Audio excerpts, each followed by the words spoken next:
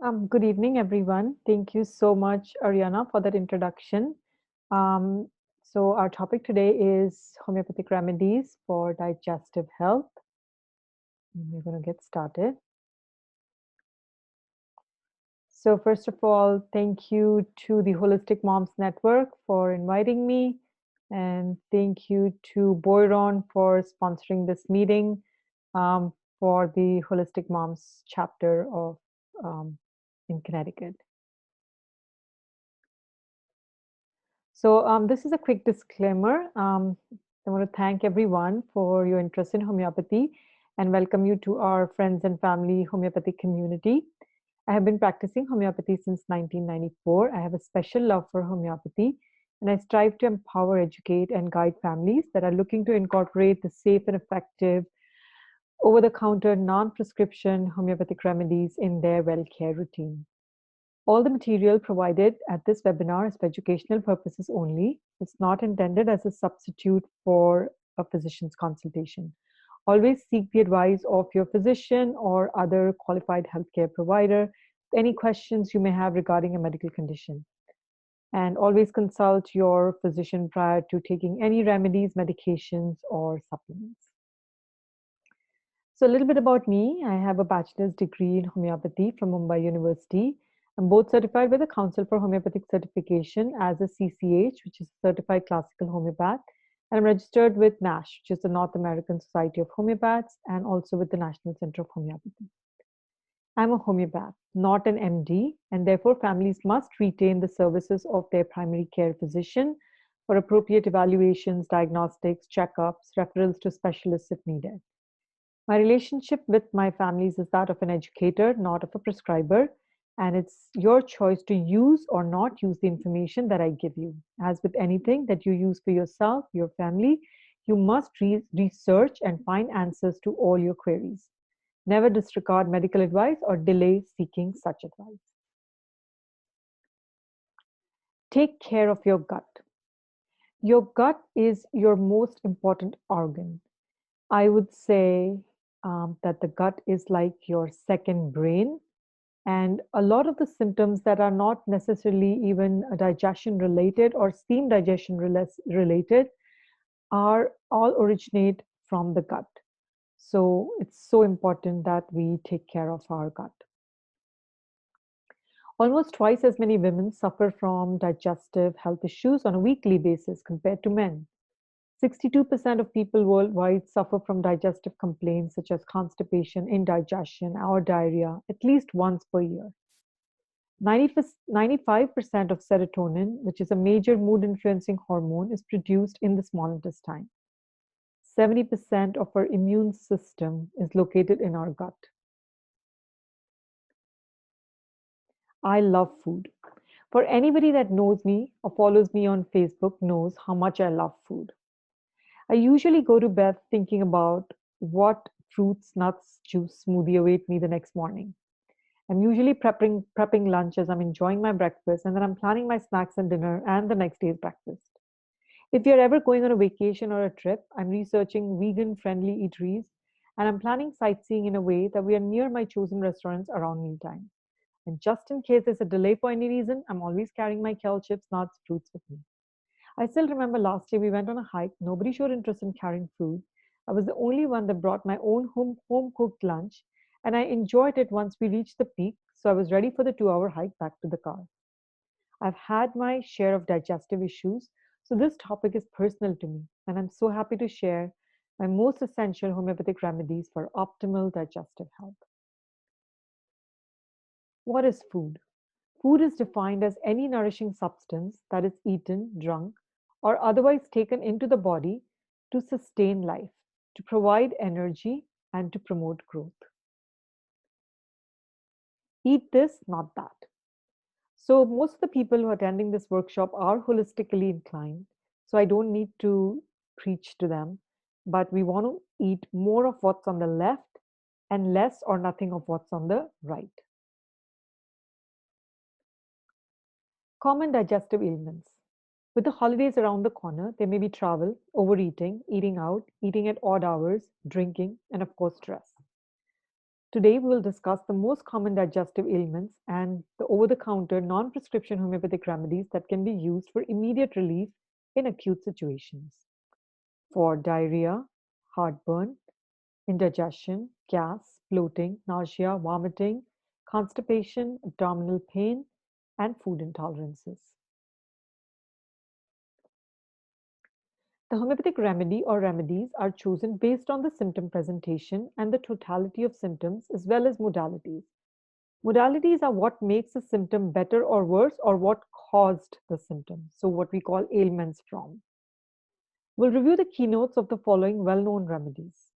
And these were the remedies that came up as we were talking about what homeopathic remedies, if any, have you used for digestive issues. So we have the arsenicum al, nux vomica, Carboveg. Those were the three that came up the most. Everybody has used them at some time or the other. And then I've added in a few others that I thought were important. So we have podophyllum, argentum nitricum, natrum carb, natrum phos, phosphorus, china, lycopodium, epicac, pulsatilla, calculus, alumina, bryonia, and golosynthus. What are the causes of indigestion? Overeating, heavy eating, fast eating, excessive alcohol intake, caffeine, carbonated or fizzy drinks, smoking, spicy, fatty, greasy food. Again, these are not something that I would expect this crowd to be indulging in. But we all have some kind of stress, and with everything that's going on, there's a lot of anxiety, sleeplessness, sedentary lifestyle. We're not all being able to go to the gym or not exercise as much as we all used to. And a lot of people are taking certain medications, and those could also cause indigestion.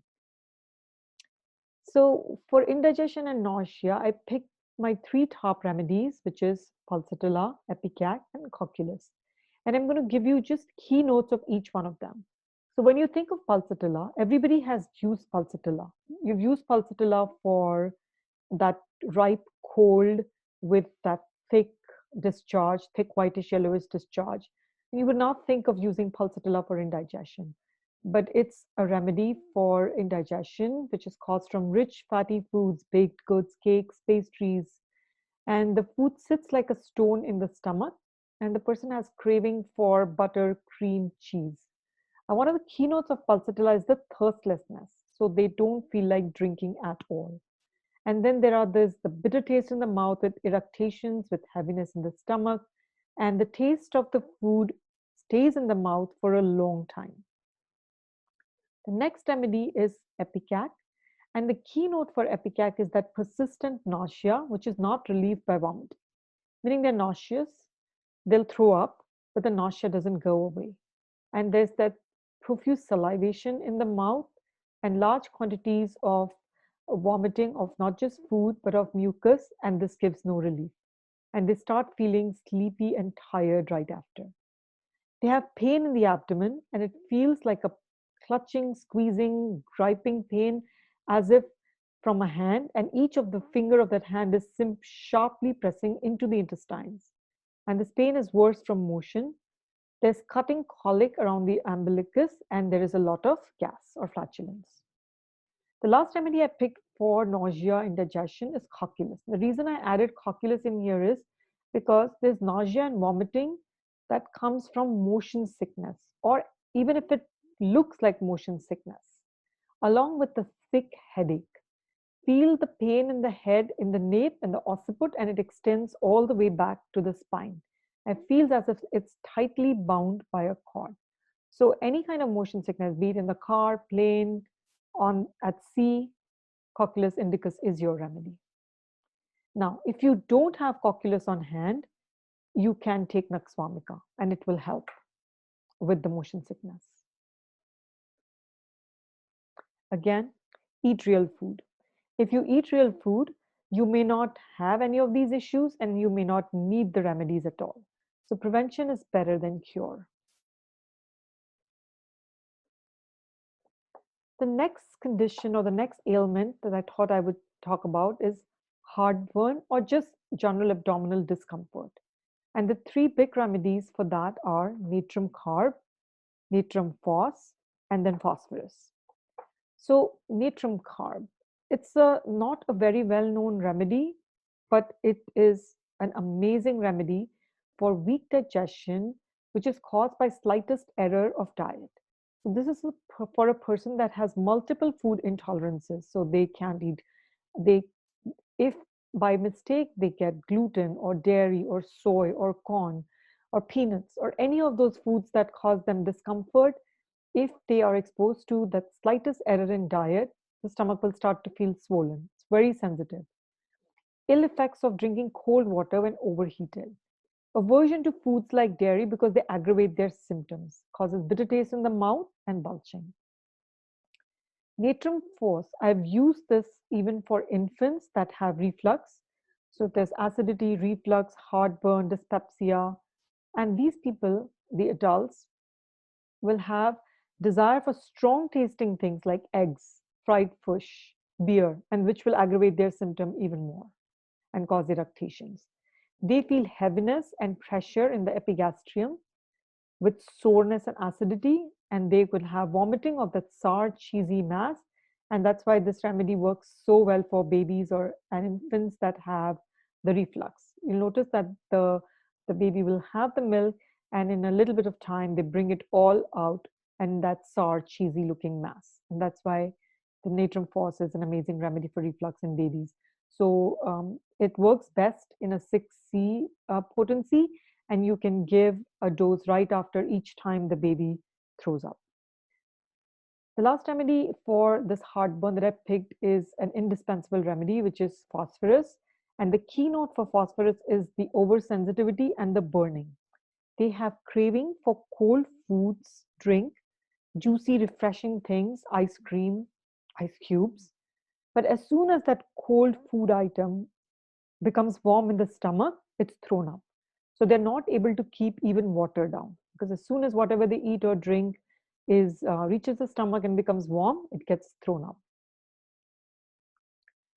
The next ailment that comes to mind is diarrhea, and there are multiple causes of diarrhea. Could be a viral, bacterial, a parasite, could be a food intolerance, medication, post-surgery, chronic digestive disorders like IBS, Crohn's, ulcerative colitis, and then of course poor diet.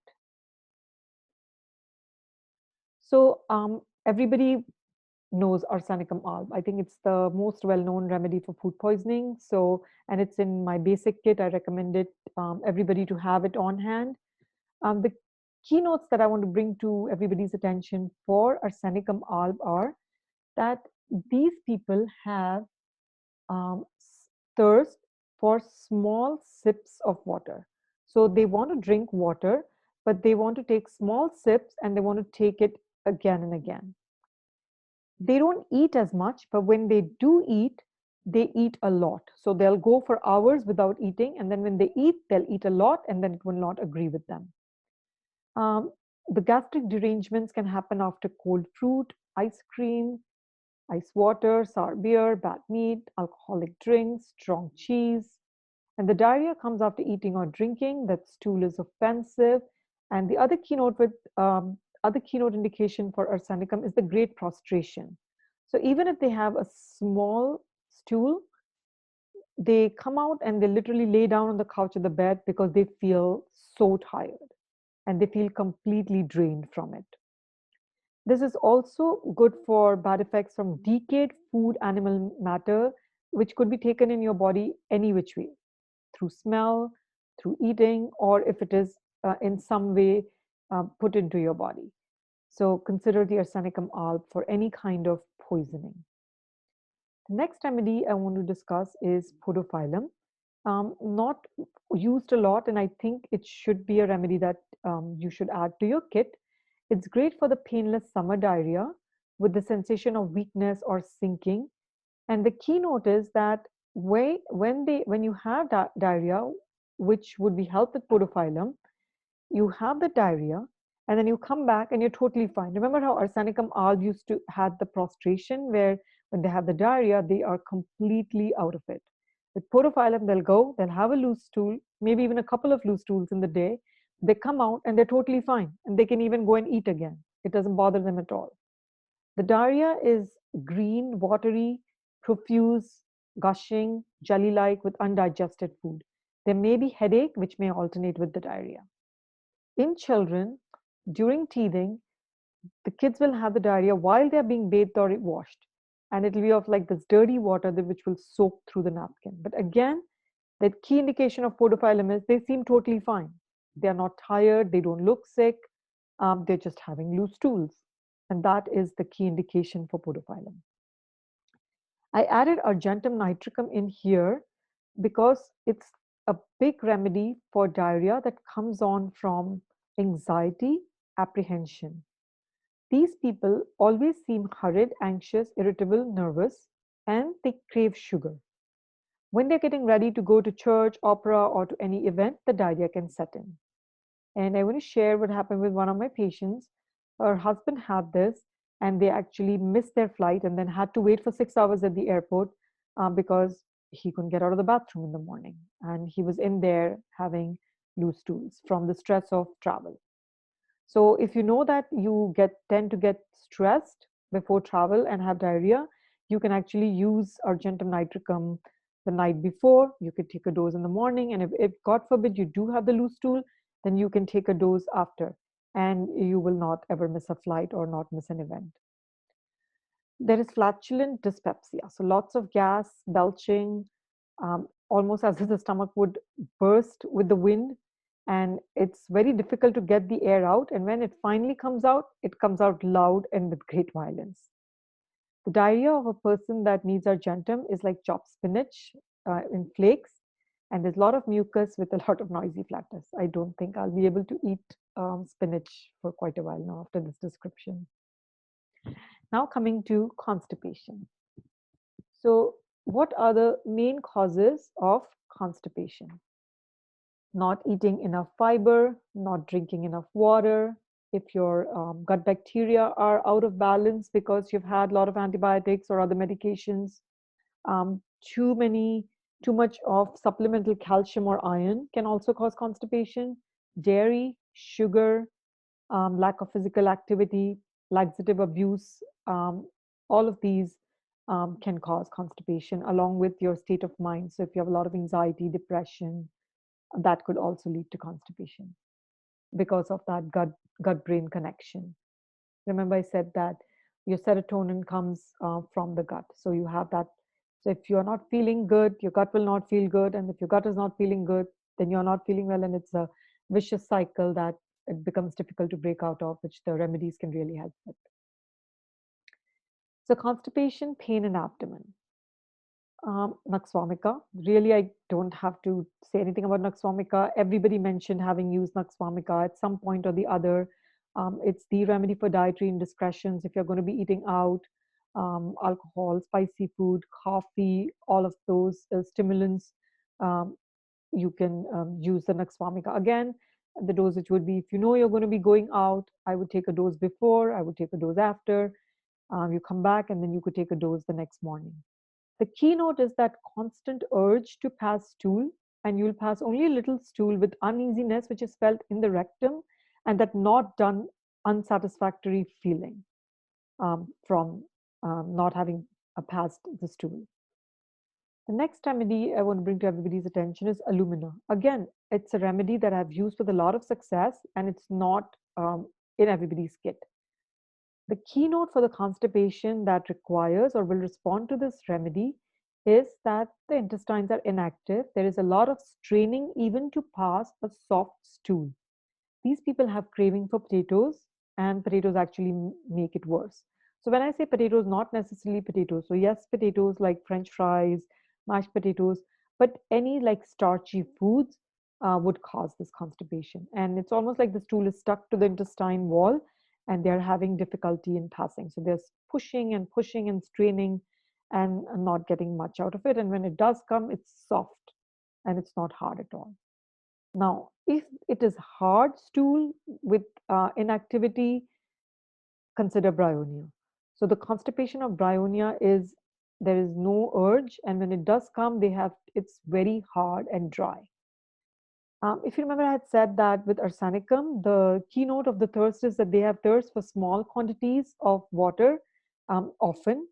Pulsatilla, completely thirstless, whereas Bryonia has increased thirst and for large quantities of water.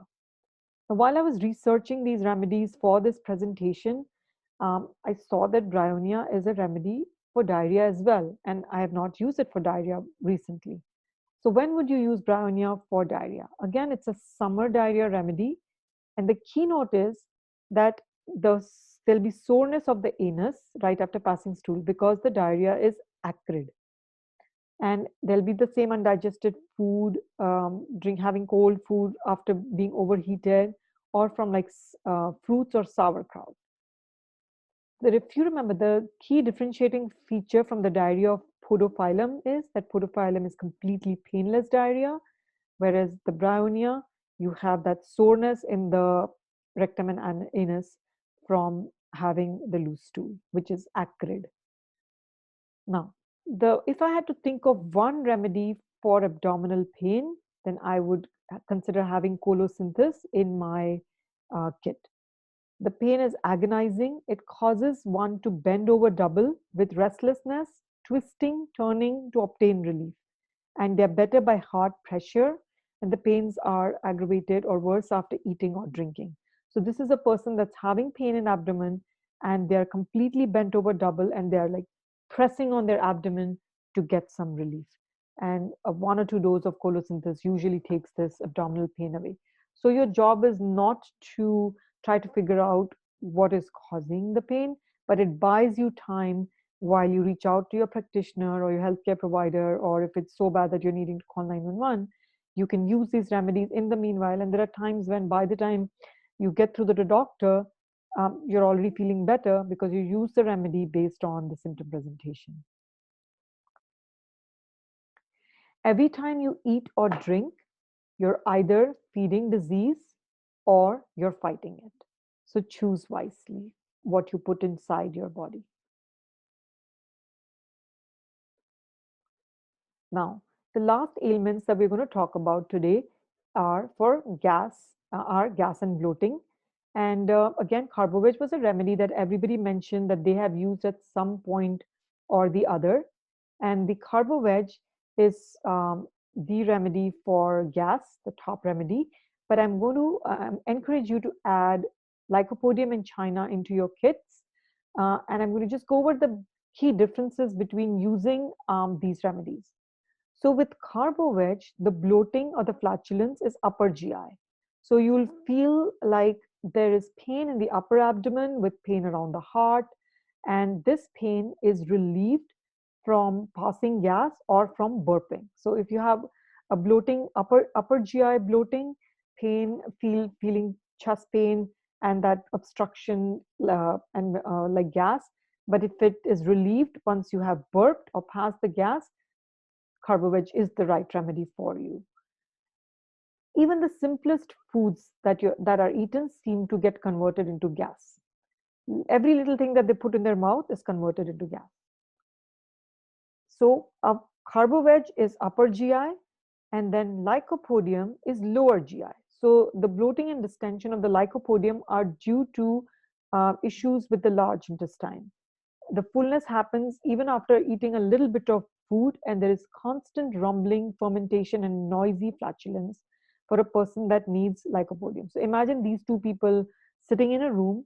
The CarboVeg will be burping and belching because the bloating is upper GI, and this Lycopodium person will be farting, for lack of a better word, because the bloating is lower GI. And then in the middle, a person can join them that has bloating in the whole abdomen. For trapped gas and bloating the entire abdomen, which is not relieved by passing gas, consider the China. The gas is felt in the abdomen for a long time after meals. It's a weak, slow digestion with flatulent colic and or constrictive pain. So to review, CarboVeg is for upper GI bloating, Lycopodium for lower GI bloating.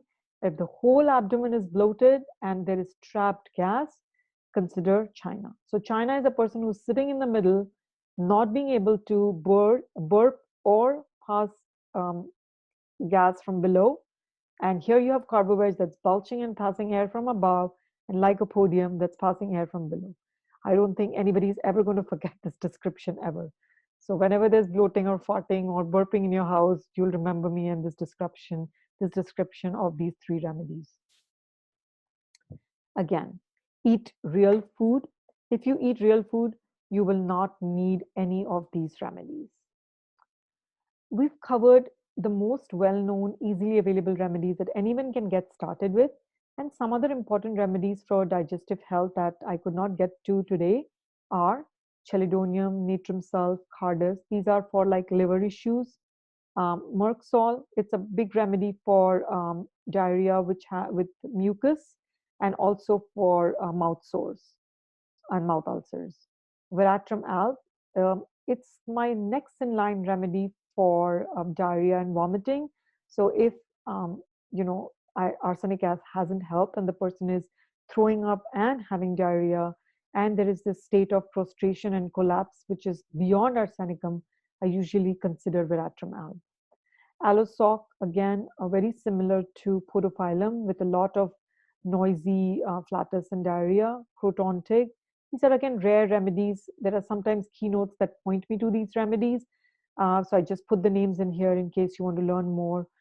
Feel free to reach out to me. I'll be happy to send you notes on these remedies as well.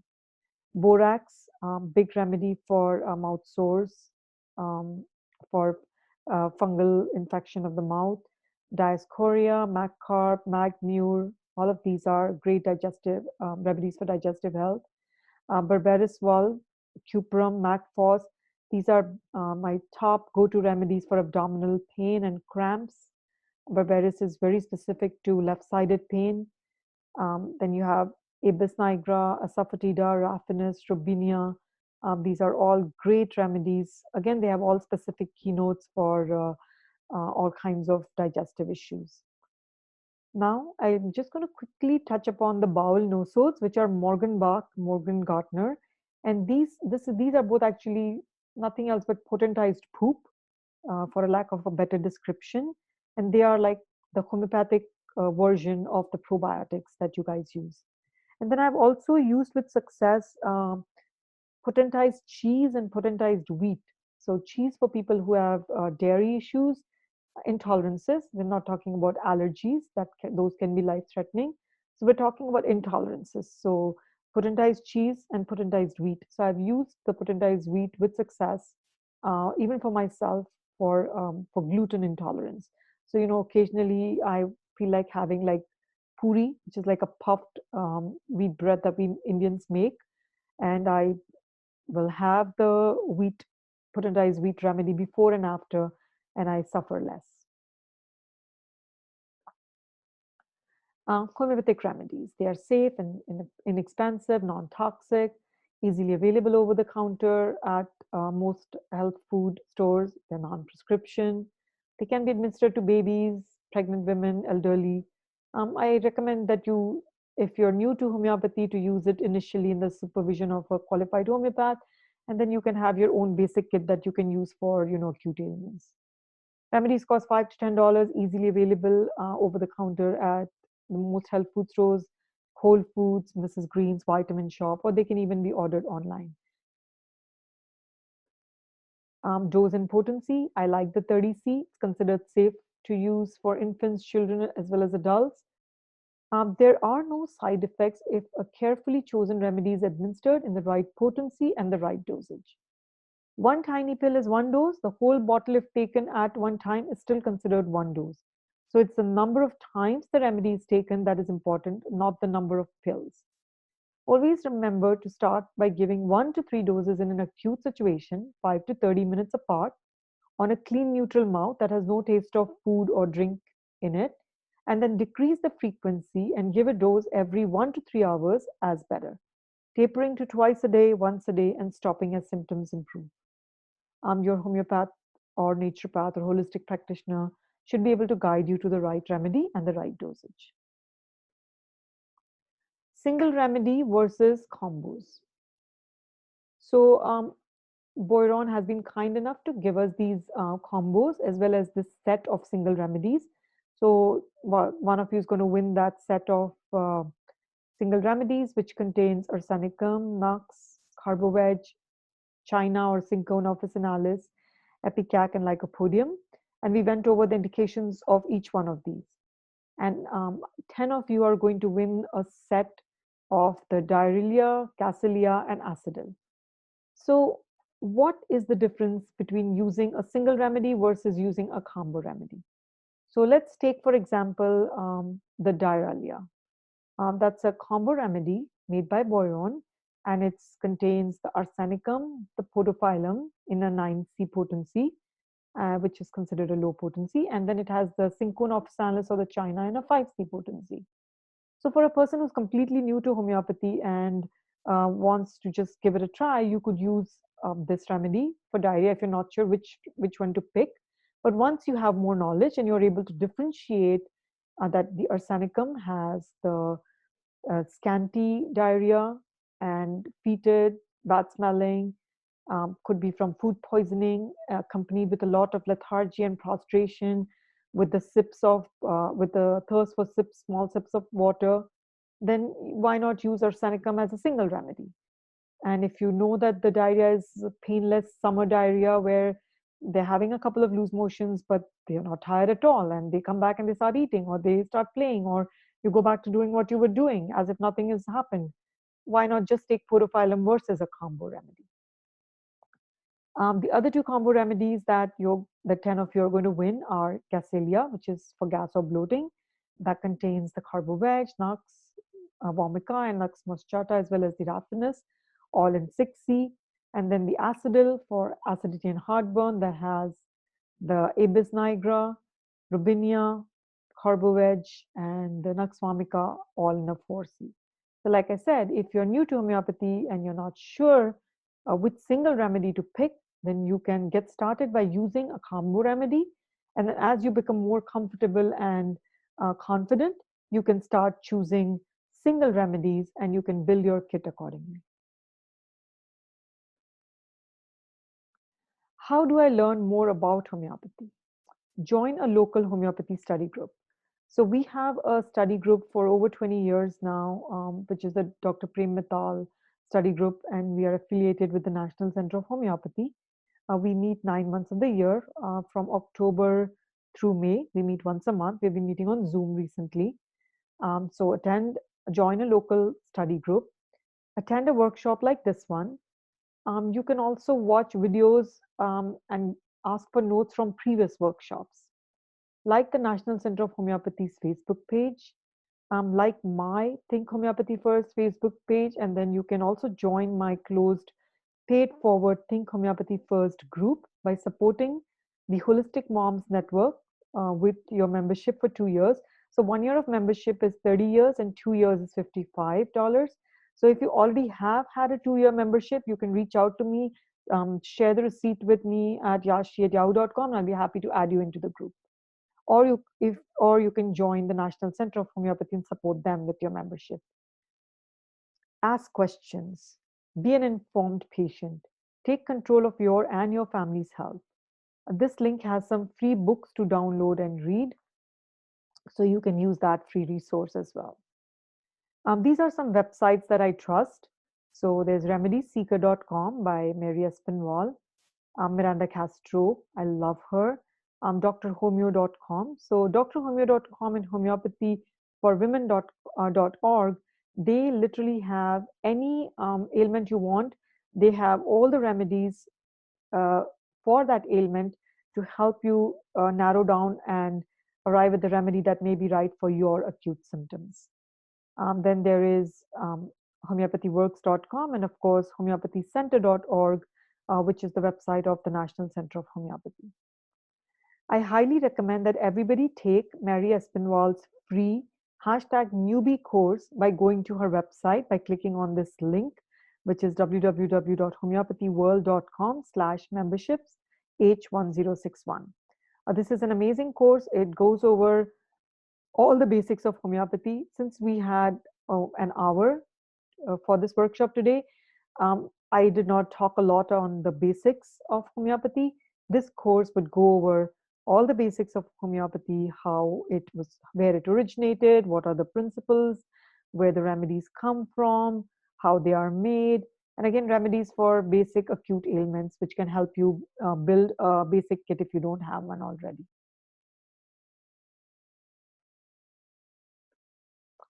So that's it.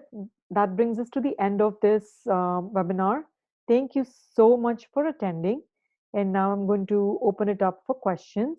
I made this beautiful slideshow using the powertemplate.com. I love lilacs, so this was an amazing template that I found on powertemplate.com. So I will open it up to questions. Thank you again so much for attending. So you can either type in your questions in the chat box, or you can just unmute yourself and go ahead and ask those questions. I'll be happy to answer those. And Ariana and Tori are going to go ahead and do the raffles so that we know who won that single remedy kit, as well as those combo remedies. Again, thank you so much, Holistic Moms, for hosting me. And thank you so much to Boiron for sponsoring this webinar workshop meeting, as well as for the free gifts for our attendees. Thank you, everyone.